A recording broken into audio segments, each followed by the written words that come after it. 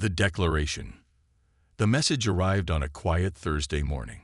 General Director Lena Morgan was enjoying her morning coffee on the observation deck of New Horizons Station, Earth's premier orbital habitat, when her neural implant pinged with the highest priority alert she'd received in decades.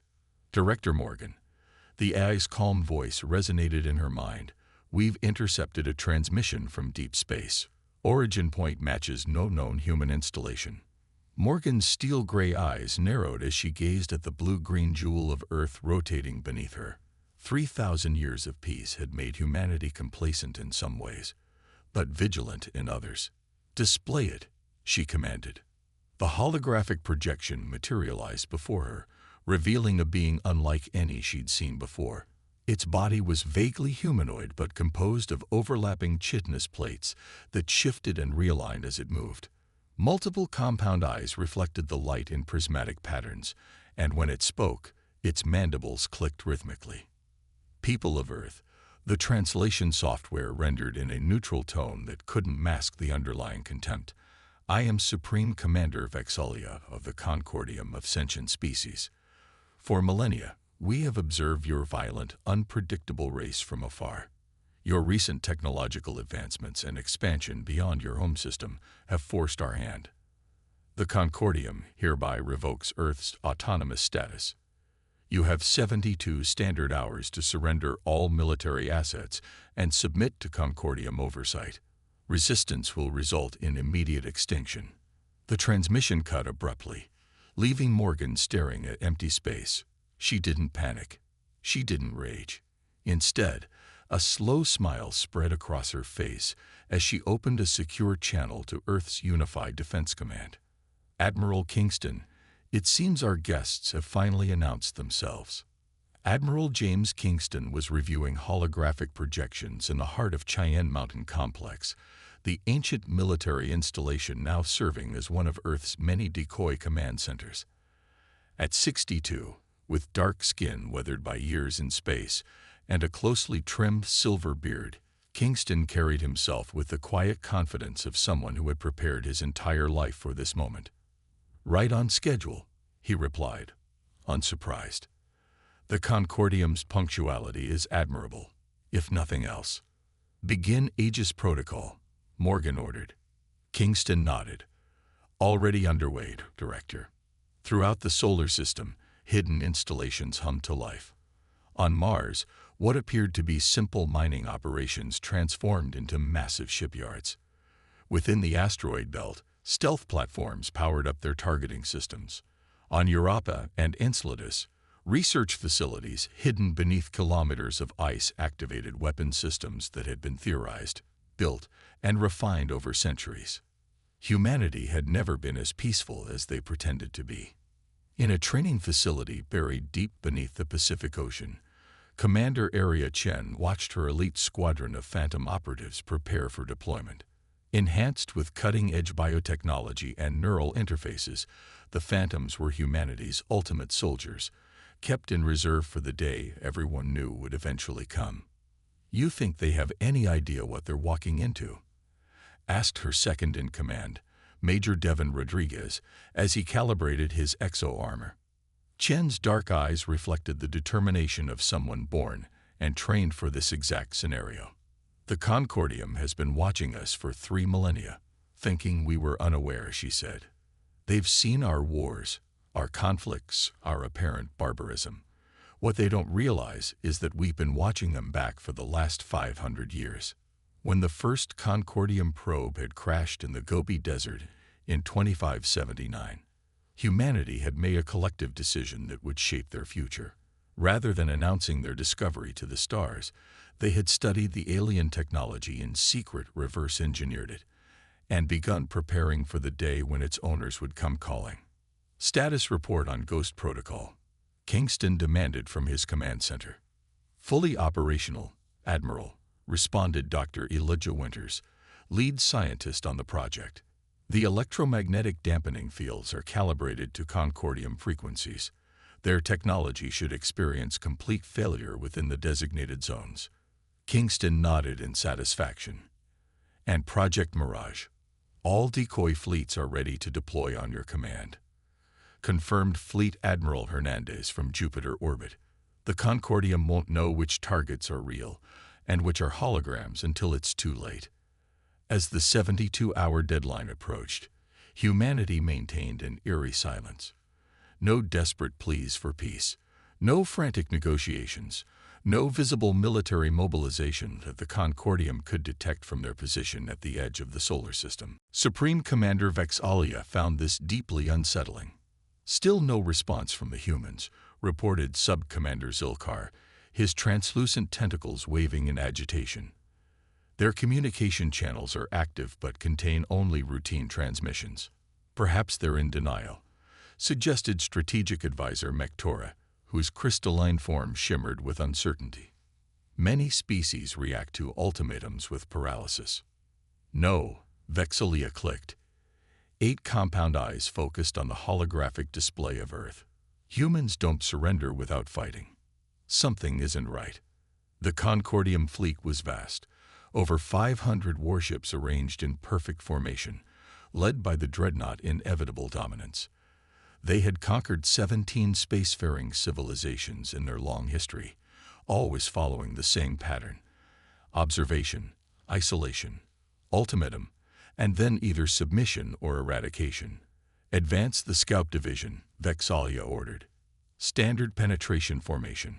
20 sleek vessels detached from the main fleet and accelerated toward Earth's solar system.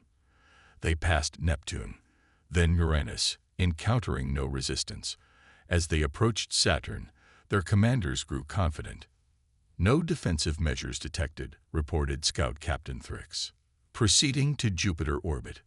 On Cheyenne Mountain, Admiral Kingston watched their approach with detached amusement. They're following standard Concordium invasion protocols exactly as our intelligence predicted, he noted to Director Morgan. Time to show them why humanity was worth quarantining. Activate Ghost Protocol, she commanded. As the scout ships crossed an invisible threshold near the orbit of Mars, something unprecedented happened. All 20 vessels suddenly lost power. Engines died. Weapon systems went offline. Life support systems flickered and stabilized at minimal levels. Aboard the lead scout ship, Captain Thrix frantically attempted to restore systems. "What's happening?" he demanded of his engineering chief. "Unknown, Captain," came the panicked reply. "It's as if all our technology simply forgot how to function." Ghost Protocol was humanity's trump card, an electromagnetic field combined with nanites specifically designed to infiltrate and disable Concordium technology. For centuries, human scientists had studied captured alien tech, learning its vulnerabilities, planting backdoors. As the scout ships drifted helplessly, a transmission beamed directly to the Inevitable Dominance. Director Morgan's face appeared on their command screens. "Supreme Commander Vex'ahlia, I presume." Her calm voice carried not a hint of fear. "This is Director Lena Morgan of Earth's Unified Defense.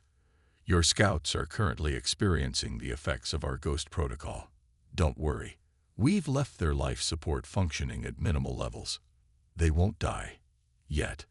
Vex'ahlia's mandibles clicked in surprise. "You know my name." "We know a great deal about you, Commander," Morgan replied. "Just as we know about the Concordium's 3 millennia of watching us, debating our fate, while thinking we were oblivious. For the record, we've been aware of your observation since 2579. For the first time in its long military career, Vex'ahlia felt uncertainty creep into its mind. "What do you want, human?" "We want you to understand something fundamental about humanity, Commander. We don't like being threatened. We don't surrender. And we've been preparing for this day since before you hatched from your broodsack." As if to punctuate her words, hundreds of stealth platforms in the asteroid belt suddenly revealed themselves, weapons locking onto the Concordium fleet. "These are just our warning shots, Commander." Morgan's voice remained steady. "You have 1 hour to retrieve your disabled scouts and leave our system. Otherwise, you'll discover exactly why your ancestors decided to quarantine us instead of making contact." The transmission ended, leaving the Concordium command in stunned silence. Vexalia turned to its advisors. Is this possible? Could they have been aware of us all this time? The Concordium's intelligence officer, a being composed of living crystal, chimed nervously.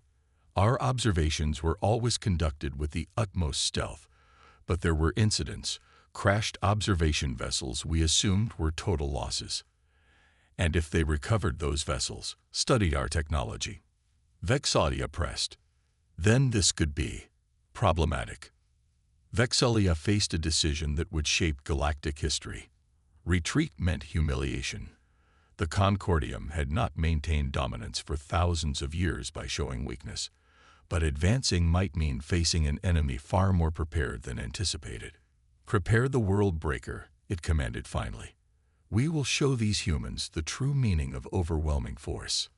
On New Horizon Station, Director Morgan watched as the Concordium fleet reorganized. They're not retreating, observed Admiral Kingston. Of course not, Morgan replied. That would require admitting they underestimated us. Pride, it seems, is universal. She opened a secure channel. Commander Chen, they're going to escalate. Phantom teams are cleared to deploy. Deep below the Pacific, Area Chen smiled as she finished checking her exo-armor, a sleek black suit that enhanced her already augmented capabilities. Around her, 200 phantoms prepared for battle. Remember your training, she told them.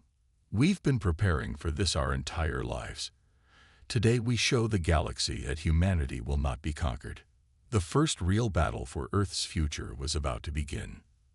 The response. The world breaker emerged from the heart of the Concordium fleet, a massive sphere bristling with weapons, each capable of shattering the small moon. It was their ultimate deterrent, deployed only twice in their long history, each time ending a war before it truly began. Target Earth's moon, Supreme Commander Vexalia ordered. A demonstration of our power will break their resolve.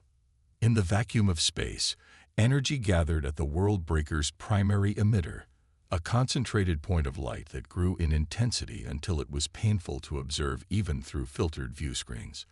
With devastating precision, a beam of pure destruction lanced toward Luna. But something unexpected happened. The beam struck what appeared to be empty space halfway to the moon, dispersing in a spectacular display of redirected energy that illuminated the solar system like a miniature supernova. When the light faded, Luna remained untouched. In the Cheyenne Mountain complex, Admiral Kingston allowed himself a rare smile. Quantum mirror shield functioning at 92% efficiency, reported a technician. Minimal power fluctuation detected. For centuries, humanity had theorized that Concordium weapons rely on forced quantum collapse. The quantum mirror shield, developed using principles reverse-engineered from Concordium technology itself, didn't just block their weapons, it redirected their energy. On the inevitable dominance, stunned silence reigned until strategic advisor Mektora's crystalline voice shattered it. Impossible. No species has ever withstood the world breaker. Vexalia's compound eyes narrowed, mandibles clicking rapidly in what its species recognized as profound distress. Deploy the main fleet. All vessels, advance on Earth. No mercy, no survivors. The Concordium armada surged forward, a wave of destruction bearing down on humanity's homeworld. But as they approached Mars' orbit, the true extent of humanity's preparations became apparent. What had appeared to be barren sections of the asteroid belt suddenly shimmered and revealed massive space stations, orbital defense platforms that had been concealed by advanced cloaking technology. From Jupiter's moons, sleek warships emerged from hidden hangars. From Earth itself, a fleet of vessels unlike anything the Concordium had encountered rose to meet them. Mirage Protocol activated, announced Fleet Admiral Hernandez. Holographic fleet projections at 100% convincability. The human defense suddenly appeared to triple in size as sophisticated holographic projections materialized alongside real vessels, indistinguishable from the genuine article. They're trying to confuse our targeting systems, Vexalia realized. Concentrate fire on verified targets only. But the distinction was impossible to make. Human vessels phased in and out of detectability, their signatures constantly shifting thanks to technology adapted from the Concordium's own stealth systems. Meanwhile, the Phantoms had begun their specialized operations. Commander Chen led her team in boarding actions against key Concordium vessels, their exo-armor allowing them to survive the vacuum of space as they breached hulls and infiltrated enemy ships. Remember, non-lethal takedowns when possible, Shen reminded her team as they sliced through the outer hull of a Concordium cruiser. We want prisoners for negotiation. The Phantoms moved like ghosts through enemy vessels, their neural implants interfacing directly with Concordium systems, thanks to centuries of research. Ship after ship fell silent, their crews incapacitated by targeted electromagnetic pulses that affected alien nervous systems without causing permanent damage. As the battle raged across the solar system, Dr. Elijah Winters activated humanity's final countermeasure. Deep beneath Europa's ice, a quantum entanglement device powered up, the culmination of centuries of research into the Concordium's communication technology. Initiating Babel Protocol, Winters announced. Across the Concordium fleet, communication systems suddenly broadcast in all frequencies simultaneously. Orders became garbled. Coordination collapsed. What had been a unified armada devolved into scattered groups of confused vessels acting independently. On the bridge of the inevitable dominance, Supreme Commander Vex'ahlia fought to maintain control as contradictory reports flooded in from all directions. Worldbreaker is recharging, but targeting systems are compromised. Human vessels are boarding the relentless Victory. The 3rd Division is retreating. No, advancing. No, holding position. Silence. Vex'ahlia commanded, mandibles clicking furiously. Cut all fleet communications. Revert to isolated command structure. But it was too late. The carefully orchestrated Concordium attack had descended into chaos. Vessels fired on phantom targets while ignoring real threats. Some ships collided with each other as navigation systems provided conflicting data. In orbit around Earth, Director Morgan watched the unfolding situation with the calm assurance of someone whose long-laid plans were functioning exactly as designed. Admiral Kingston, I believe it's time for direct communication, she said. Prepare a transmission to the inevitable dominance. Vex'ahlia was attempting to reorganize its scattered forces when Director Morgan's face appeared once more on the command view screen. Supreme Commander, she acknowledged with a respectful inclination of her head. I think we've made our point, don't you? This is impossible, Vex'ahlia clicked, abandoning diplomacy. No species has ever withstood the Concordium, Morgan finished. Perhaps that says more about the Concordium than it does about those species. We are offering you a choice now, Commander. Continue this battle, which will result in significant casualties on both sides, or withdraw and enter into actual diplomatic relations with humanity as equals. Equals. The concept seemed to physically pain Vex'ahlia. The Concordium does not recognize equals. Then perhaps it's time for that to change, Morgan suggested mildly. As a gesture of good faith, we're releasing your scout vessels from Ghost Protocol. Their systems are now operational, and they can return to your fleet. Additionally, we're transmitting the coordinates of a neutral location where we can meet to discuss terms. She leaned forward slightly. Make no mistake, Commander, we could continue this battle. But humanity has never been interested in conquest. Despite what you believe you've observed about us over the millennia, we prefer cooperation to conflict when given the choice. Vex'ahlia's compound eyes shifted as it processed this unexpected development. The human response had defied every prediction, every assumption the Concordium had made over 3,000 years of observation. How? It finally asked. How did you prepare so thoroughly? How did you know? For the first time, Morgan's formal demeanor softened slightly. Because we've been studying you just as you've been studying us. The difference is, we learned from your technology while you merely observed our conflicts.